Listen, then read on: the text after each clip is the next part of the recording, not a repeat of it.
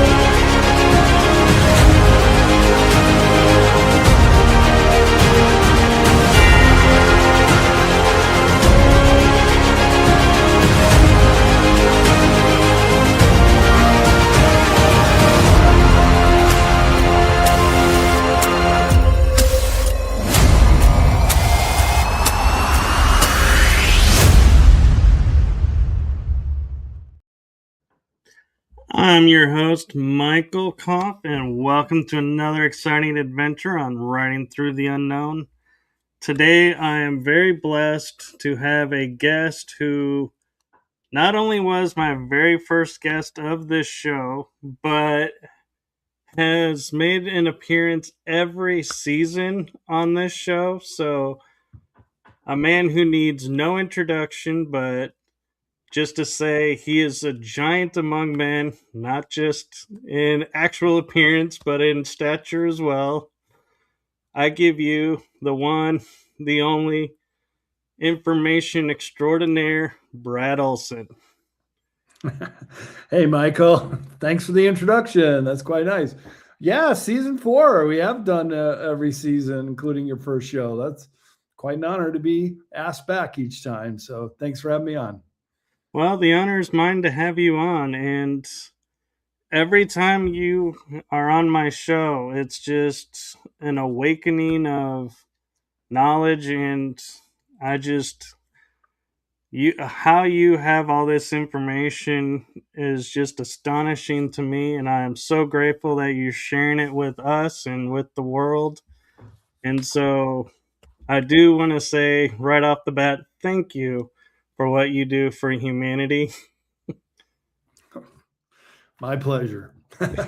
Happy to be here.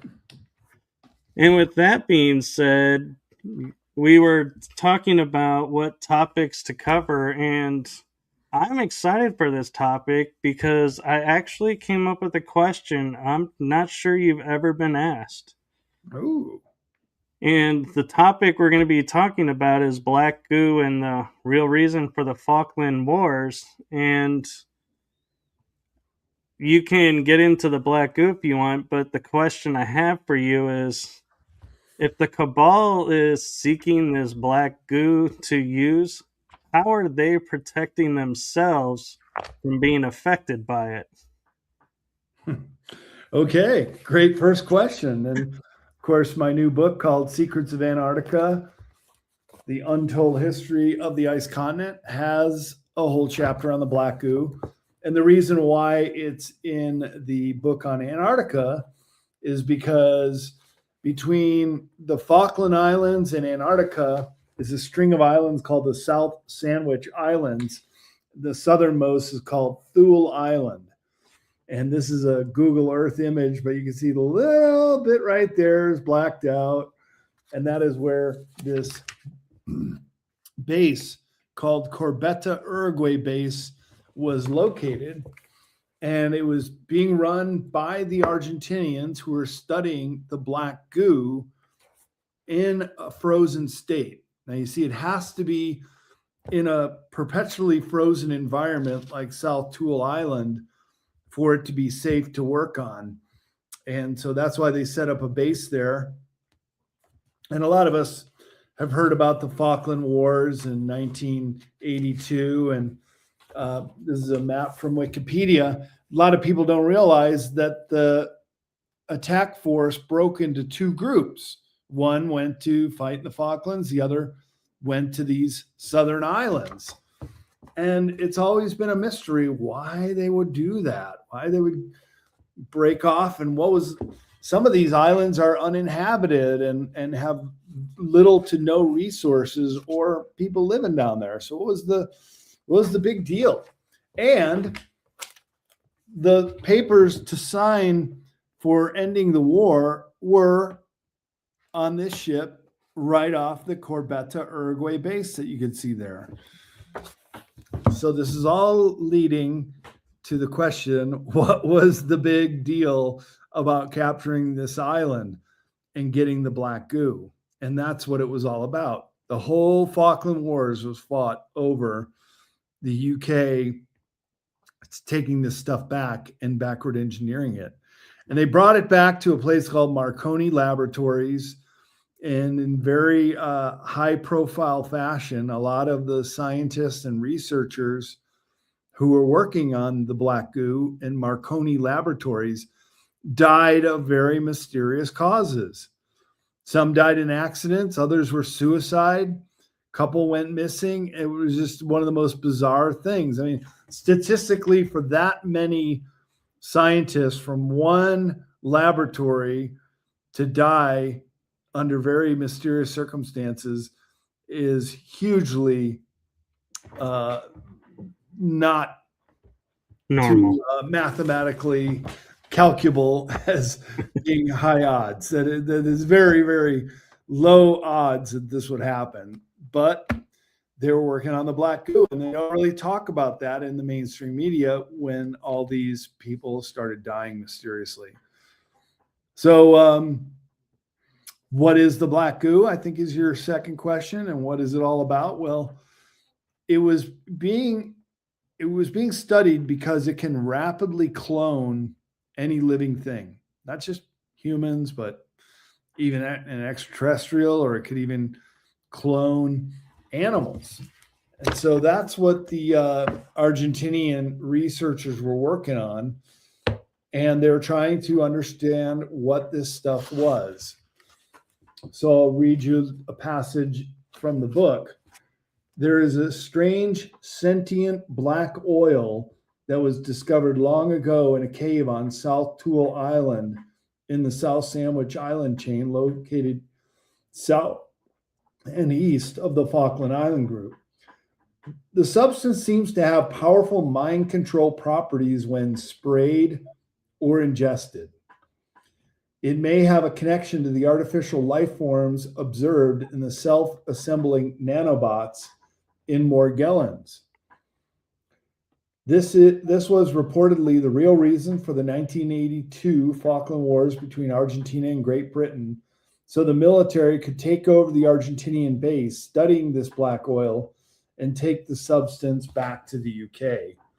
The intelligent sentient oil was claimed to have been found after the destruction of a blue ET base on the frozen Thule Island, the southernmost of the South Sandwich Islands in the far South Atlantic, about 1,400 miles north of Antarctica. The black goo is an abionic mineral oil from the upper crust containing high amounts of M-state gold and iridium. The deposit on South Tool Island in the South Sandwich Islands is not the only location where it's been discovered. It has also been discovered under the Gulf of Mexico, and it's considered a demonic substance that has been acquired by the UK government and studied in the Marconi labs, apparently killed many researchers who are trying to understand the substance.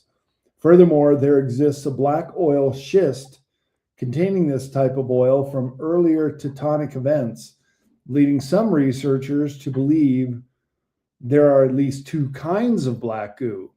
These substances apparently broke up in the crust of the earth and are making their way out from the ocean floor via geothermal activity.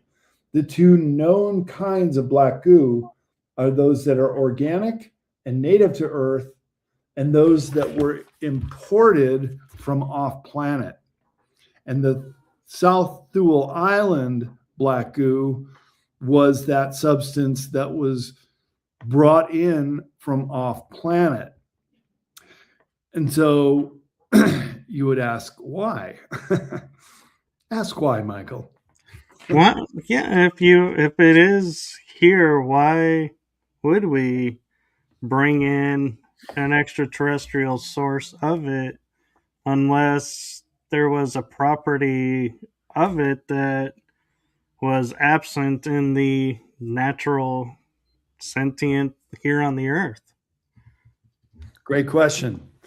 And the reason is it goes all the way back to what is known as the Toba eruption. Is that an event that you've heard of? You know what I'm talking about? Actually, I have to admit, this one's a new one on me. Okay, it's also called the Toba catastrophe. And this is what it looks like on the island of Sumatra. This is a giant volcanic crater that was one of the largest volcano eruptions known on this planet 71,000 years ago. Why is that important? Well, when this eruption occurred, it created a nuclear winter, is what it's called now. If, say, we were all to have a nuclear war exchange and all these plumes of radioactive dust were to be put up, the Toba catastrophe theory holds that the eruption caused a severe global volcanic winter of 6 to 10 years and contributed to a 1,000-year-long cooling episode, resulting in a genetic bottleneck of humans.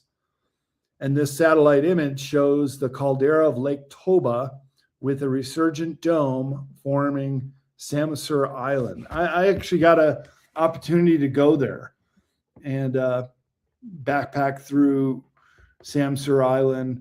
And it's also got a very unique distinction that on the island of Sumatra, you have this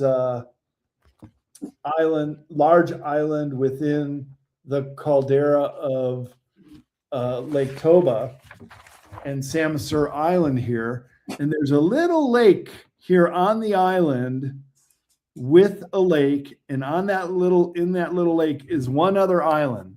So it's what's called island cubed. Big island, Sumatra, smaller island, Samosir, surrounded by water, and then a tiny little lake with a little island in it. And I've only found one other location up in the Arctic area of Canada that has 3 islands. So back to the black goo. The reason why the Toba eruption was so important in this narrative of the black goo is because there was a researcher who wrote a series of articles in Nexus magazine about why this benevolent ET group brought it down here. You think, well, why would they bring something like that here? Well, this is from Coevolution and Interplanetary Adventure by Alec Newald.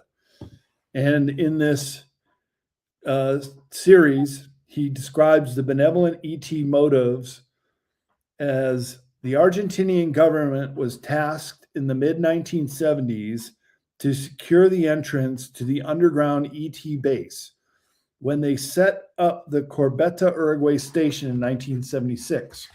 Control of the black goo may have been what the Falkland Wars was all about. He says, when we set up our bases on southern Thule, there was good reason for this. Not only was it isolated, which suited our work, but it was also infected beneath its surface what I would call a black plague. It is like a concentration of negative energy. We wanted to see if we could nullify this plague before it made its way to the surface by accident or design. It is easier to control it if it is kept near 0 degrees. So it is best to work with it in colder regions of your planet. Heat appears to be its friend. If we're ever released in the tropics, I don't think we could deal with it. And then he says, it was a setback to have our project at Southern Tool shut down, even after our friends in Argentina tried to help. So he's speaking on behalf of the ETs, the blue ETs that were also part of this. We have since moved to a new location where our work continues. It's not over yet. Perhaps one day you will know this, but never forget that we are not friends with the Stars and Stripes, which is the USA and the UK. If someone tells you that your ET brothers and sisters are coming to hold your hand, that these are coming to visit the Stars and Stripes, let it be said there's danger in the air, for this could never happen. So he's saying that the ET group brought this down here right after the Toba eruption because so few humans had survived. There were only enough people living in the decade after the Toba eruption that could fill a large sports stadium like Texas Stadium. Only about 40 or 50,000 humans on the whole planet. So this benevolent ET group thought, well, Earth could be taken over quite easily with only that few humans alive. And our destiny on Earth is for humans to be the leading sentient race on the surface. So it was brought here because it can be used to rapidly clone. And so in the event that there was an malevolent or hostile ET invasion and they were wiping out the last humans, they could clone the human race and then repopulate it rather quickly with this black goo substance. And it remained in this cave until the Argentinians got it. But I've got some information in the book that the Germans got there first as they were on their way down to New Schwabenland in South America and Antarctica to New Schwabenland, where I have gained the GPS coordinates that I turned over to several remote viewers to take a look.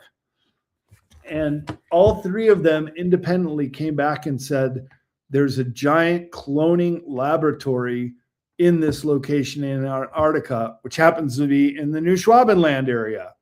So that's how it all relates to Antarctica, relates to cloning, what the black goo is for, and also why the British wanted it so bad that they would forge a war under false pretenses against Argentina and the Falkland Islands just to gain this black goo.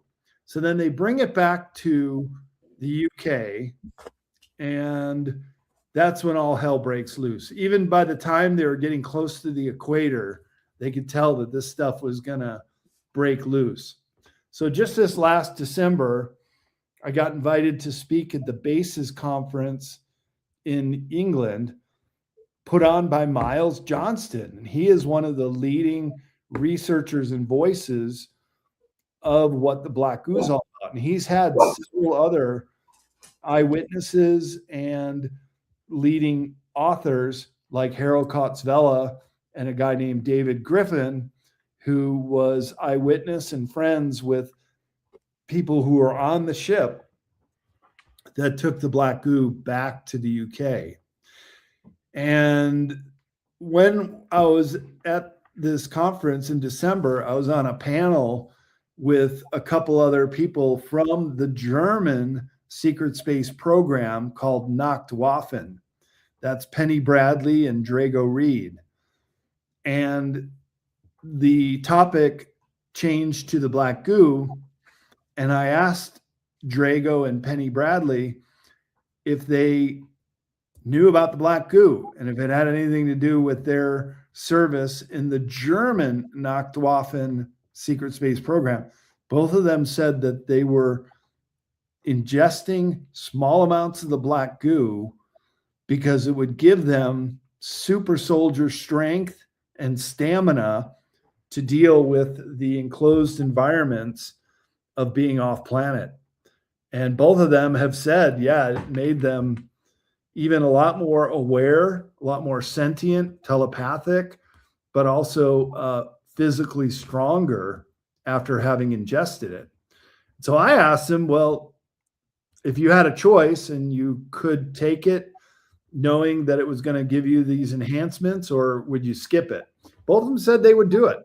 Just like they said, if you could do it all over again and not have to be subject to sometimes very difficult circumstances to be in these programs, would you do it all over again? Both of them said, yeah. So that's kind of interesting that even though they were put to the test and even subjected to sometimes very painful or dangerous situations, both of them think that it actually serves them well to have taken it. And so that's the weird story behind the black goo and why it's in the book in Antarctica, Michael. Yeah, and I mean, I can understand where they're coming from, but at the same time, in the back of my mind, I keep hearing that voice of until it's not.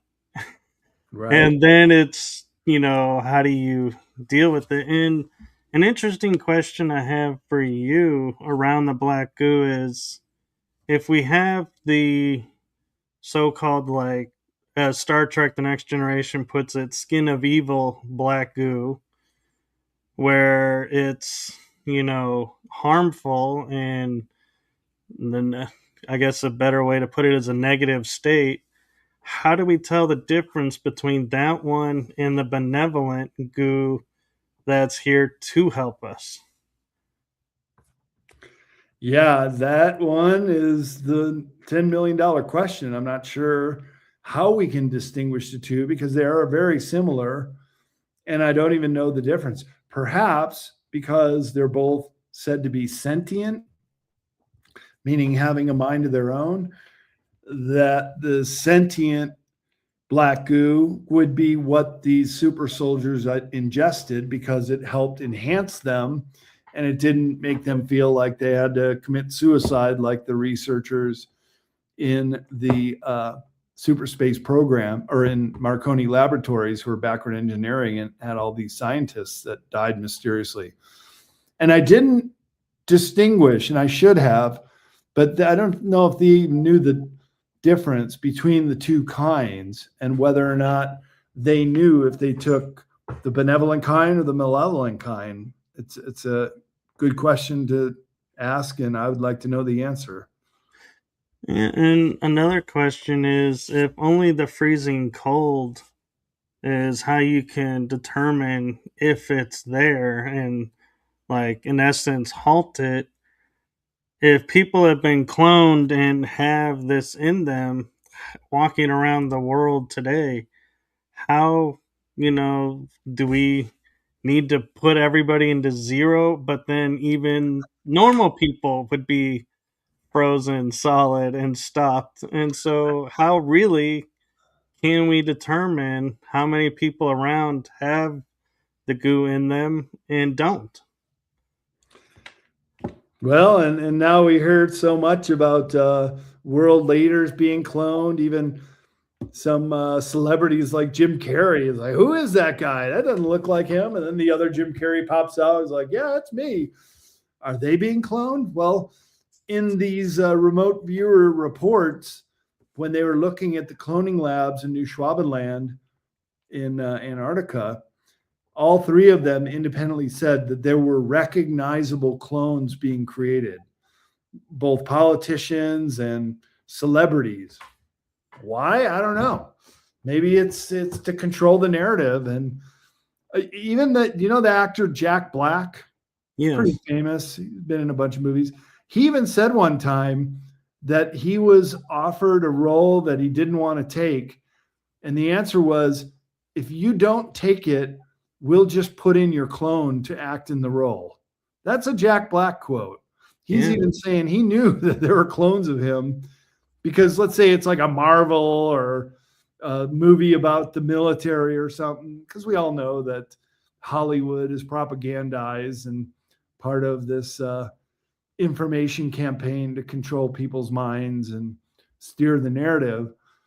And they would put in a reproduction of that actor if they showed signs of not wanting to do it. So you can see why they would want to get celebrities cloned so that they can continue to put them in movies or roles that those people didn't want to do. And another interesting question I have is with the portals we have around the world that activate due to frequencies of the individuals, if the black goo, let's say, for example, got into me and cloned me, would that clone be able to activate portals and tech here on the planet that I can activate because of my energy? Or would the portals be like, this is not the correct energy frequency, even though it looks like the person? Would it be able to distinguish the two? Yeah, another good question, Michael. I'm not sure I know the answer to that, but I would suspect that it would be hard to know the difference. Well, some of these clones of politicians, they say Hillary Clinton had clones and that she died right after that 9/11. Remember, she was stumbling into a van and they drove her away. Right. Supposedly she died that day because a woman comes out of Chelsea Clinton's condo in New York City where she was taken, which, by the way, had a medical facility in it. And a woman comes out and it's clearly not Hillary Clinton. Kind of looks like her, but clearly not her. Was that a clone? Did that take center stage? Would that go to all the debates? And would they have put her in? Same thing with Joe Biden. They say Joe Biden died before the election in 2020. And the whole time it was his clone. But one thing about cloning is they need to be created in a laboratory or a test tube when the host is still alive. And if the host dies prematurely, like in the case of Hillary Clinton or Joe Biden, that the clone starts to glitch out, that it makes these blunders and mistakes. And you could really see that with Joe Biden. Yeah. And so they would have a problem with these clones just glitching out and making these really obvious mistakes. And they don't really live much longer either. A couple of years, but the glitching gets so bad that the systems basically fail. So the clones have a connection with the host. And so when the host dies, it's like they lose part of their memories and part of their motor functions and the way that they would behave like the host did. And so this is how deep this rabbit hole goes. And the fact that these remote viewers discovered this cloning laboratory in the same GPS coordinates that I gave all three of them, to me, it just shows that something really weird is going on down there. Definitely. And I can't help also wondering with the soldiers that were in, with fighting on the Falkland Islands and the other location, both of them, if they came exposed to the goo, would we even know it? And are they walking around unknowingly spreading this goo? And or did they, encounter, beings that they were like, hey, we can't, every time we seem to knock this person down, they're getting back up somehow. Is that an effect of the goo, or did they even fight the goo? That's an interesting question of, were there reports of strange anomalies with bodies? Yeah, good point. I mean, hard to say to what extent we all might have a little of the black goo in us, because what has happened since Marconi Laboratories backward engineered it to use with super soldiers, this is all the way back in the 1980s, but it has since gotten to DARPA here in the US, and DARPA and others have been weaponizing the black goo, and they put it into graphene oxide, which can self-assemble nanobots within the body, taking on an artificial life form, also in the ferrofluids. And you got all these very, very strange new 21st century diseases and disorders such as Morgellons, which shows signs of being the black goo, that it'll come out in a substance that's black. And then you've got these fibers, which are like the graphene oxide, self assembling nanobots in the body that are this artificial life form and are exploding out from people's skin. And this has all happened in the last 25, 30 years. So I think they're spraying us with it. It's coming down in the chemtrails. In fact, Sophia Smallstorm, she's a researcher in California. Every time it's a heavy chemtrail day, she'll put out a petri dish, especially if it rains right afterwards, and she'll catch this stuff. She'll put it under a microscope and she'll report on it. And she says definitely detecting nanobots and other very minuscule little robots, really. That's what they are, because once they self-combine, then they become another life form, just like the black goo does. The black goo is like that movie, The Blob. Remember that from the 1950s? I think they did a remake of it. Yeah. Yeah. And it would try to just envelop a person, and they'd be lost, and the blob would get bigger and keep on going. So it's kind of like that, you know. Sometimes life imitates art and art imitates life, if you want to call it that. But it's a way that Hollywood can then tell the world what they're really up to. It's the telegraphing of the message, and that's an occultic thing here on Earth, that they have to tell us what they're doing to us.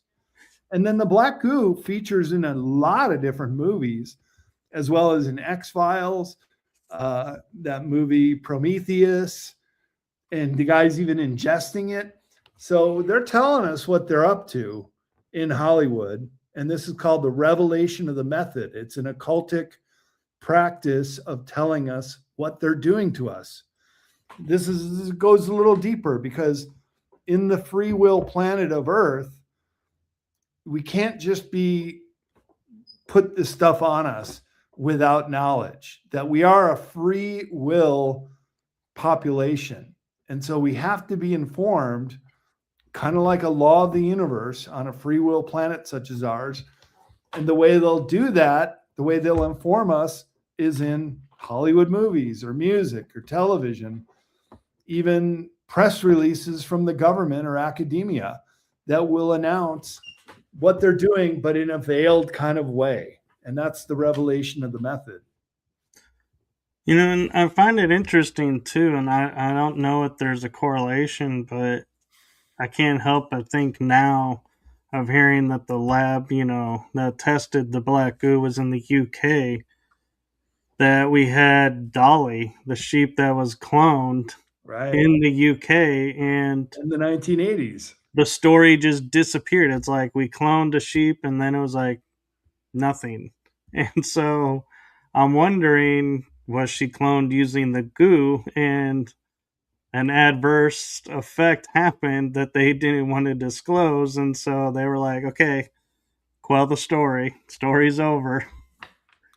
And you got to think, if they were cloning sheep and being very public with that knowledge in the media, that Dolly the sheep was a clone in the 1980s, can you imagine how much more advanced that technology has gotten now?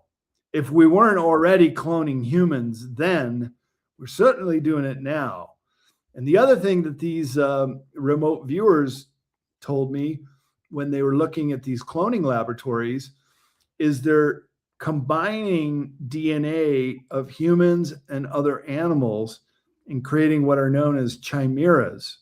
And that's where they said this gets really dark and really upsetting when you see a dog or an animal with a human face being as expressive as we are, but in the body of an animal.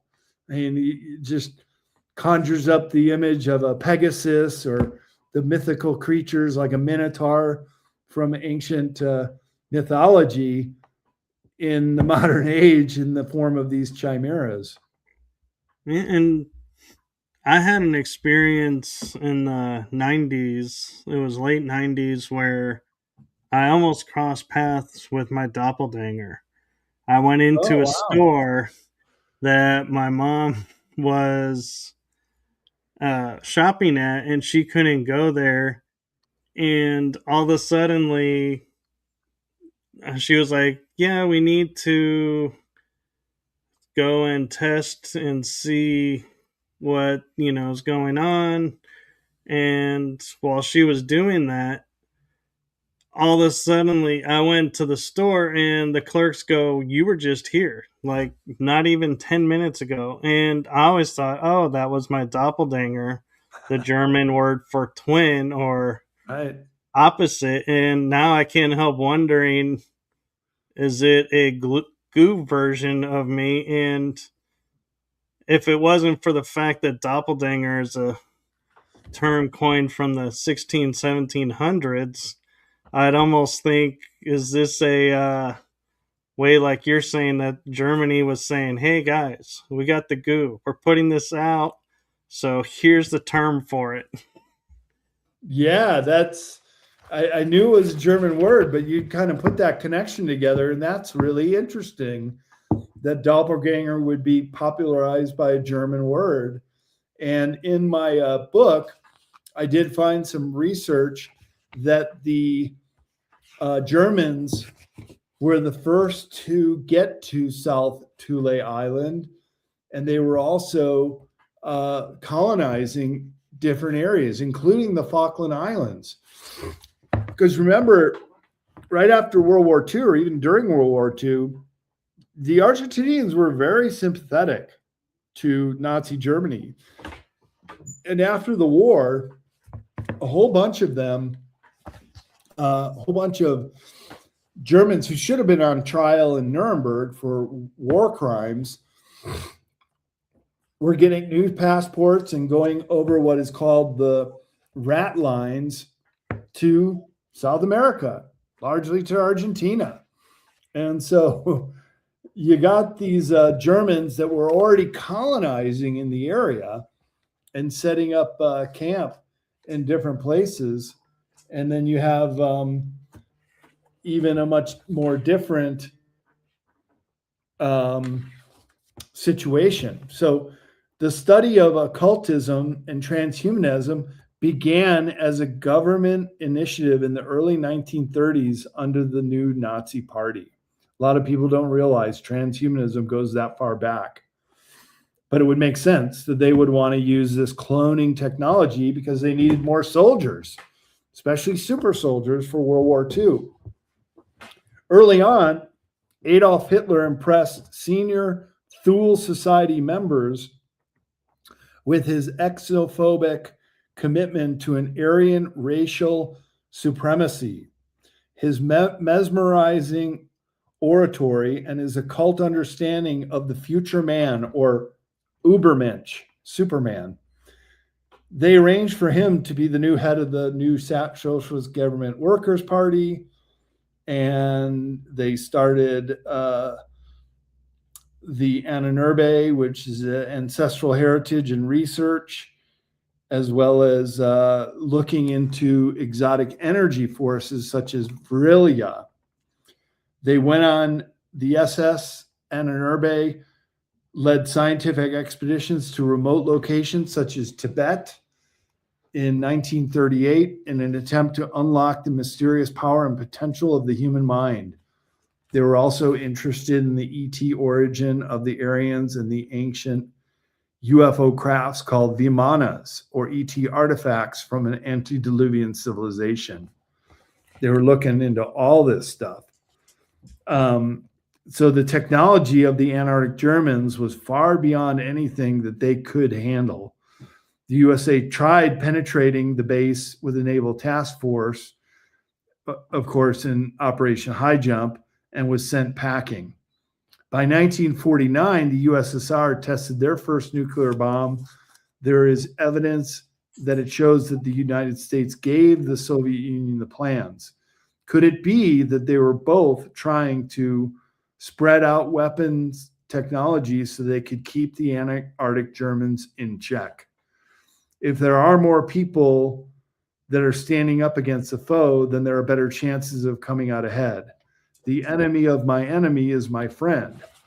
And they both knew, both the Soviet Union and the US NATO bloc knew that just because the Third Reich and the fighting forces of Germany surrendered, well, actually, the Third Reich never did surrender, nor did the SS. Just the fighting forces, the Army, Navy, and Air Force. The rest went underground. And this is known as the Third Force or the Fourth Reich. And they have remained in existence in Antarctica, but also in the micronations of South America to this very day. In fact, I heard a joke when I was in South America on my drive down to Ushuaia, where I catch the boat to go sailing to Antarctica 7 years ago.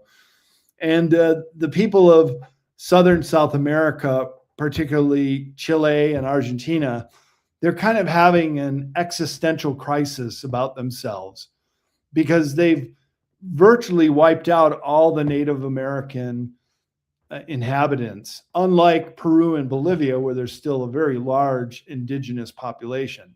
But only 1% of indigenous people remain in the population of Chile and Argentina.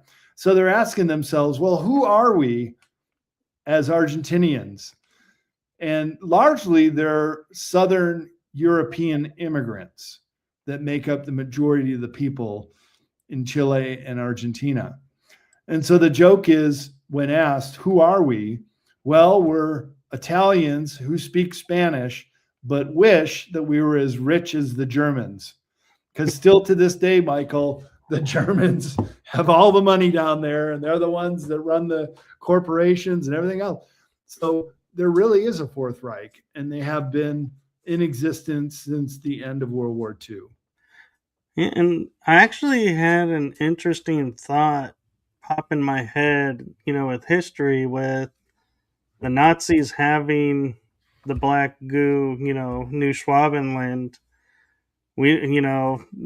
I'm sure they had it during the war, that it wasn't just after the war. And so I can't help wondering if it was a clone of Hitler at the bomb that supposedly didn't kill him, and the found dead was his other clone, and he was in Argentina during the entire war, and we only knocked off clones, and that's why everybody is like, well, it's not 100% identifiable, but it is close. And so maybe I wonder if that's, an effect, that those were goo Hitlers and not the Hitler. Goo Hitlers, I like that. Yeah, that's a good point, Michael. Hard to say, but they were working with the black goo. And so in my research, I found out that even at the very end of World War II, so in the late or mid 1940s, but even slightly after that, when still there were a lot of Germans who were able to leave war-torn Europe, they were heading down to not only South America, some were going to Antarctica, but then others were going to these islands, including the Falklands. And they even set up a submarine base in the Falkland Islands.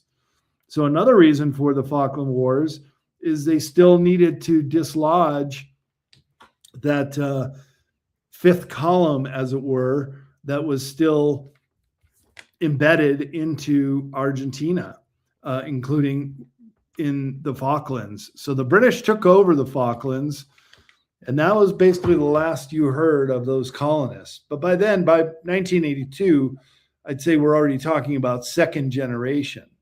Now we're talking about third generation Antarctica Germans. And this is starting to come out in the fore, largely through Stuart Swerdlow. He was one of the surviving Montauk boys. Well, he's been going on the interview circuit lately and talking about how he knows someone who's an Antarctica German, was born down there, is multi-generations. And he says that they really want to come out. They want to tell the world. They want to join into this community, but they don't know how the rest of the world is going to respond when they hear that they're the Fourth Reich. And that's the words he used. They even call themselves the Fourth Reich. And they don't like the word Nazi anymore. They prefer to go by Antarctica Germans. And they're still there, same location. When I was looking at maps before my trip, I was looking at Cold War era maps. And I was surprised to see in the area of New Schwabenland, which on globes or on other maps was called Queen Maud Land. It's the area of Antarctica directly below South Africa, which South Africa was also sympathetic to the Germans. And they would use South Africa as a final supply depot before the ships and submarines would head to New Schwabenland. But I'm looking at these maps from the Cold War era, and I was amazed to see the West German flag on bases in New Schwabenland after the war. They never left, not even on the surface. Now it's unified Germany flag, and they're still there. Yeah, and you know what I find interesting with when it comes to like the Germans is during the war they started out really strong, and then production just faltered. And I often found that to be quite an odd thing, because if you're gonna start a war, you don't start a war by putting out all your pieces and then hope you never have to recreate any that they're gonna hold. You know, you had the production behind it, but Germany didn't. And I've often thought that was the strangest thing. And now finding out they have bases on the moon and Antarctica, it's like it's almost like they started the war to go, look over here while we go over here. And it was the biggest false flag, as we would call it today, of the illusion behind the war is, they really didn't want to start the war, but they needed something to say, hey, everybody, look over here while we do something over here. Right. Yeah, that's a good point. Or don't look down in Antarctica, where we're starting to expand into a colony. And that's exactly what New Schwabenland was. It was not only a military base, it was not only a science city, the New Berlin city under the ice, but it was a colony for people to relocate and for multi-generations to live. Because got to understand that Antarctica is the most volcanically active continent in the world. There are 14 known active volcanoes down there, as well as 93 known geothermal vents. And while I could tell you, because I went down there, that there's no trees, there's nothing green, it would be very, very difficult to grow anything on the surface. But underneath, you've got an energy source. So you could grow hydroponically. You've got flowing water down there, so you can water the plants. As long as you can create artificial light, we know that you can do that with grow rooms with special bulbs, that you could grow your own food and you could live down there and nobody would know you're there because you can't see them with radar or drones or any other way. So what a perfect place to hide out. And I think that's exactly what they did for the last 80 years. And I just had an interesting thought as you were talking about that pop in my head of, do we even know if this black goo, because it's sentient, needs sleep or food? Because if it doesn't need food, then if you're around somebody who never eats, your chances are you're by somebody who's a black goo clone. But it seems like a silly question, but in my mind it's like, this is a sentient being that has its own existence. How much is it modifying to exist here? Yeah, good point. And so when it's frozen, it's inert, can't really do anything. So maybe when it is in a frozen state, it's not hungry or needs to ingest anything. But when it gets warmed up, then it wants to join. And so one of the eyewitnesses on the British ships that were taking it back to the UK would say that if you put your finger over a tank of it, it would just start rising up, like it saw you and knew that it could try to get into you any which way. If you just touch it, maybe then you touch your skin and it gets in, or maybe even right through your finger. So it wants to live, it wants to feed, and presumably that food source is us. And with Hollywood, they're now putting out like the Transformer movies where vehicles become robots.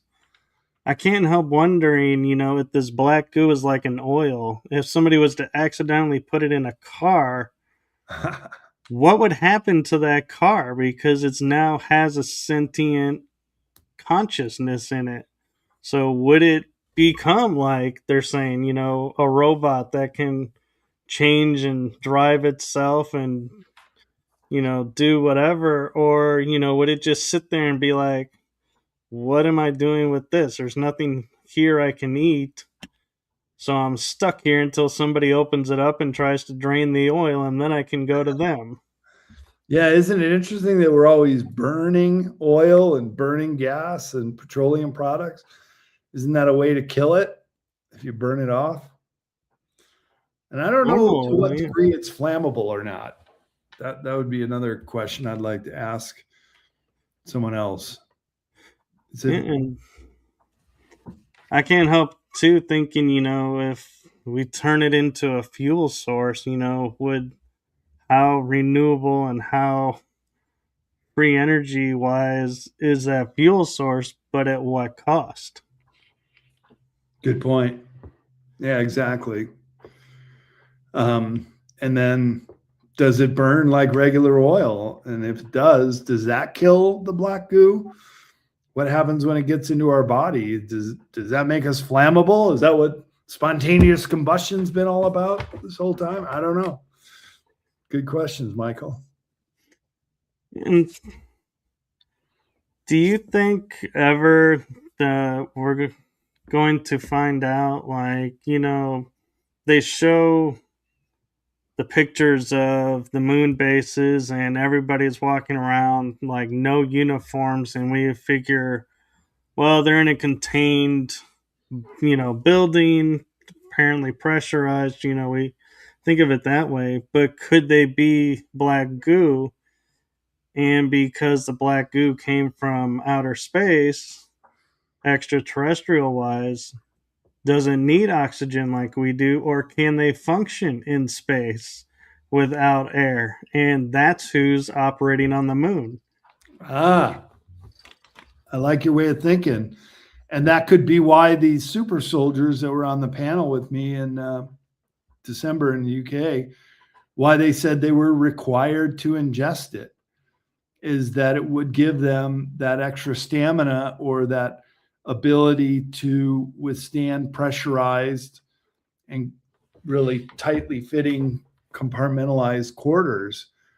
And perhaps that's how it's been weaponized as well, by using it in these secret space programs. Yeah, because I've been told, dealing with the secret space program, that there are altars that are based on the goo, that they are required and operate through the goo, and so those all tend to be as what we would coin as the malevolent program.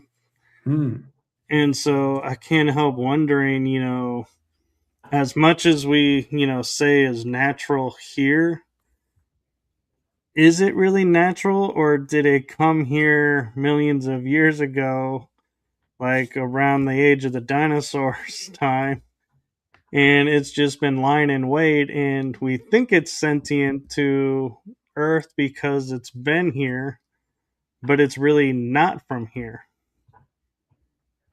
Yeah, well, and that's what this article, Coevolution by Alex Newald in Nexus Magazine, explored, that it was brought here by a benevolent race. They did not want it to get out or break loose, but just to be used in the event that Earth needed to be populated in a hurry.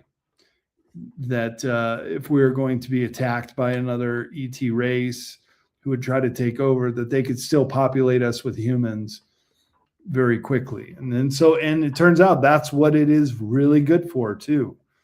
You can still use it to rapidly clone.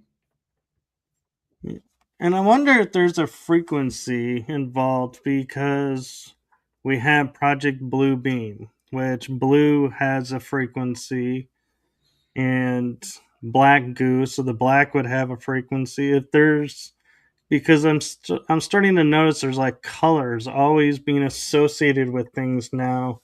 If that's a frequency thing, and not just, someone being lazy and going, well, this is goo and it looks black, so let's just call it black goo. So, is there a reason behind the color frequencies with it? One of the whistleblowers, according to Miles Johnston, said it had a slightly brown tint to it. That it was largely black, but it was a little bit brown, unlike petroleum oil that gets pumped out of the ground. And in the Black Goo chapter, I do have a Q&A with Miles Johnston, who is one of the leading researchers and event producers of the BASES project, where he brings in other eyewitnesses and testimony and super soldiers, such as Max Spears, who died with a black substance coming out of his mouth, and also David Griffin, who had eyewitness reports and knew people that were in the ship that took the black goo back, and Harold Kotzvela, who has spoken quite extensively about the black goo. So it was great to have the support of Miles Johnston in this book to give me a better understanding of what the black goo is all about, how it's been used and backward engineered. And they're trying to, now I think it's being weaponized and being sprayed on the rest of us in the form of chemtrails, because you get other researchers that are finding it in these water samples after a heavy spray day and it rains, and they find these little nanobots in a petri dish. It's like, go figure. Now they're using it against us. Well, and I would hope they would have an antibody, like we would call to the virus. Yeah. Whenever they create these viruses, they always create an antibody to it.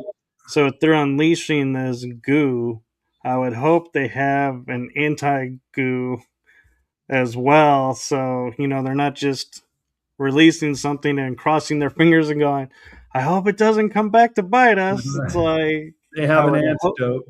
Yeah. Yeah, I bet they do. But as of right now, there is no cure for Morgellons, that it just gets into the system and it continues to survive and even multiply. And we know that the food supply has been tainted. It's coming down in the air, and even they're putting it in water. So nanobots are being found in water, and then in these things that everybody got injected with 5 years ago, it's in the graphene oxide. And DARPA has created ferrofluids, which is also a derivative of the black goo. And, talking about the food being contaminated, it's like, even when you have people who pass the organic standards and they're like, yeah, you're not putting anything artificial in, all the land around them has artificial. And so I started thinking about it one day and going, how ridiculous is this to have a non-organic farm right against an organic farm, because it's not like the water is seeping down and going, oh wait, this is an organic farm, let's scoot around the perimeter of this and flow off. It's going through the organic. So do we really even have truly any organic available opportunity, because the water, goes through everything and carries everything. Yeah. Yeah, good point. I think you can make a good argument that everything that we rely upon to survive has been tainted, from the air and the chemtrails to the soil of GMOs to the water we drink with fluoride and other nanobots. People have done. Mike Adams from the Health Ranger, he opened up a chicken McNugget and put it under a microscope, and he saw these fibers in there. So it's definitely being tainted in the food, and Yeah. other different food sources. They're finding all kind of parasitic and fibrous material that's being given to us, and we're taking it regularly. Once again, it's like the revelation of the method. You know you're not eating healthy food when you go to a fast food restaurant. So hey, why not load it up with Morgellons and nanobots and other pathogens? And Yeah. that's part of the depopulation agenda. And I always find it funny when I watch commercials for the fast food places like McDonald's back in the late 90s, early 2000s was, hey, we're now making chicken nuggets with real chicken. And I'm like, everybody was applauding that. And I was like, what? Why are you applauding this and not asking what were we eating? Because you told us it was chicken. Now you're saying it is chicken, and so what? And or like the fries, where they say now real potato fries. It's like, what was it before? Yeah. It's like nobody seems to care what it was before. They're all celebrating. Oh, good, now it's this, and it's like, how, why is it the brain of some people is like, great, we now can get real chicken nuggets. I've been eating them for years, but now it's real chicken, so I'm happy. Versus other people who are like, wait a second, what the hell have you been feeding me then, telling me it's chicken when it's not chicken? Supposedly, Kentucky Fried Chicken changed their name to KFC because their chickens are so genetically modified, they can't even be considered to be chickens anymore. So they had to change their name. Great. Well, not only that, but their latest commercial scheme, the prior one, if you remember, went super dark, where they took a man and dipped him into a lake of gravy and he came out like a chicken leg or something. And I was like, that is not cool. And I was like, so glad I had stopped eating KFC before I seen that commercial. And I have a KFC up this road, and I'm like, every time I go, I kind of miss the KFC. I'll flash that picture of that commercial. And I'm like, and I'm just gonna keep living with the memory of it long ago. I will not go in, because it's like, you made me just realize you're serving me human food. No. It's not food anymore. Or maybe we can just respell it PHOOD. Yeah. Or call it Soylent Green again. Yeah, right. Exactly. That's funny. So I'm also a little bit curious your thoughts on how and why is the black goo becoming so prevalent now that a lot of people are now starting to look into it and research it, when like you're saying, it's been around since the 40s and probably before that. So what going on today do you feel is why such a surgence of everybody wants to know now about the goo?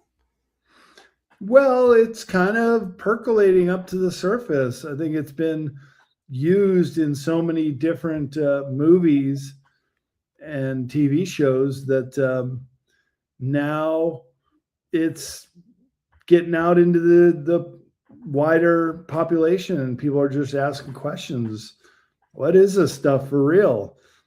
Because they've seen it so much in X-Files and different movies and so forth. They're wondering, is this stuff actually real? And I think sadly the answer is yes. Well, and on that note too, is as we're talking about, a lot of people are talking about ascension right now, and we're in 4D, moving to 5D and everything. Does the goo go through the same process we go through and like can raise its vibration and match to 5D, 6D, or is it stuck in 3 or 4D and is limiting us to staying here, and that's its goal, and not continue? Yeah. Yeah, good question. And I can't pretend I know the answer, but I would wager to bet that it's probably a low vibration life form. If it's like the blob and it just wants to consume and eat and it's no regard for its victims, that it's probably a low vibration 3D, maybe 4D at the most, but I doubt it. Which then makes me think of that one episode, Star Trek. Just I'm using that as a reference with the Next Generation, where they had the entity feeding off of the ship because of it needed the nutrients, and they got it to detach by quote unquote souring the milk. And so I wonder if there's a point where, if we go to 5, 6, 7D, like you're saying, if this is low vibration, at what point do we become sour milk to it? And it's like, I can't feed on you anymore. I'm not even going to try. Yeah, no kidding. Uh, Again, good question. I don't think I can really say precisely how or why it has a consciousness, even. But everything I've read about it and heard from other speakers is that it has a form of sentience, that it is alive and it is actually conscious of its behavior, and it's programmable. It's a programmable life form, and that's how it can be used in these rapid cloning operations. I don't know if you saw Star Trek Discovery and Starfleet Academy that they just came out with. But one of the big things, and you talking about it being programmable, made me think about this. Is one of the big things is all the ships and all their equipment is created by programmable matter. That Hmm. they have this pad and they go, hey, I need a phaser, and all of a sudden a phaser will just manifest in front of them being operational. Or we need the warp nacelles to be free floating but attached to the ship, and so there's like an energy that holds it together, and it can change shape at will. And when you were saying that, it's like my mind automatically went to, is that what they were trying to show us in Star Trek, is using the goo to make these everything to where we just ask it to be something and it programs itself to it? Yeah, it could be that too. What I meant by programmable is that, let's say we're like this, the blue ETs that were here in support of the human race, and they needed to clone a whole bunch of different humans that could be let loose on the surface and reproduce and continue the human race, that they could program the black goo to copy our human genome. And that's what could be programmed, as far as thinking about a computer programmer is putting in code and how they want their software to operate. In the same way, putting their code into a clone and how it's going to operate.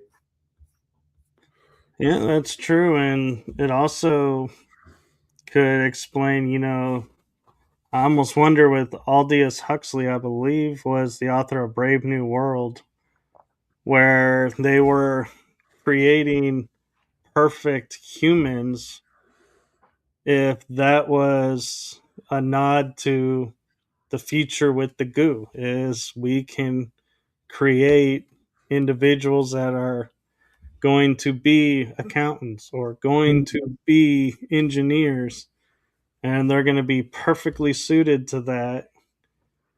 But then, you know, the odd question that comes up is, because a lot of people talk about like the Zetas are humans who underwent a change and now they can't reproduce, so they're coming back to try and fix that mistake.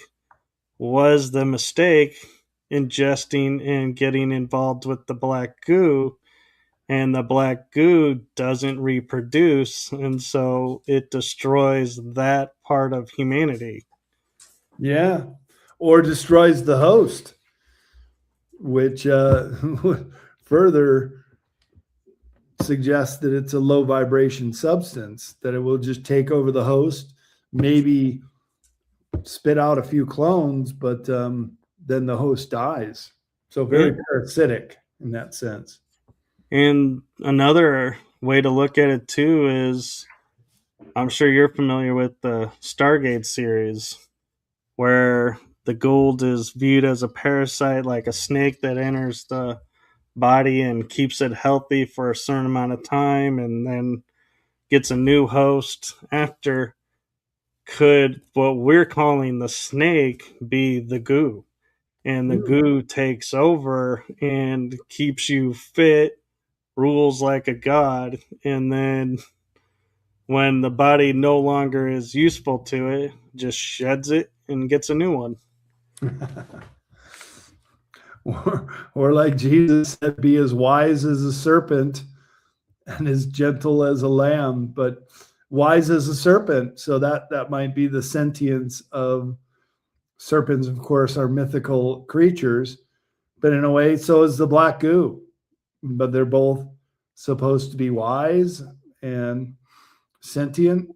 So could be a parallel there. The snakes, as you just mentioned. Yeah. Well, thank you for coming on and sharing all of this with us. And I want to give you time to promote anything you have coming up or any books that you have coming out. Oh, yeah. Thank you, Michael. Well, this is my 11th book. Just came out at the beginning of this year. My 12th book is called Underwater Archaeology, which I'm working on. It'll probably be a 2028 release. But the premise is that there was a high-tech civilization on this earth, because how can you create megalithic or other structures that are now submerged under the ocean unless the ocean levels were much lower than they were today when these constructions were built? So that'll be a cool book. And of course, I'll come back on with you and we'll talk about that. But right now, I'm doing a whole lot of interviews. This is already my second of the day. And I got a whole bunch of conferences coming up, including 2 this month, which is I'm going to the Bay Area, California, for the new Life Expo in San Rafael. That'll be the weekend after next. And then right after that is the New York Awakening Conference on Long Island. That's at the end of April. Then I come back for that. I go down to Sedona for Rise of the Guardians Conference. Then I fly out to Germany, where I'm given this presentation on the secrets of Antarctica about German craft in Antarctica, as well as the submarines. And I'm also going to be at Contact in the Desert at the end of May. I just saw they released their panels. I'm on a panel called Taboo Archaeology, which will be one day at Contact in the Desert.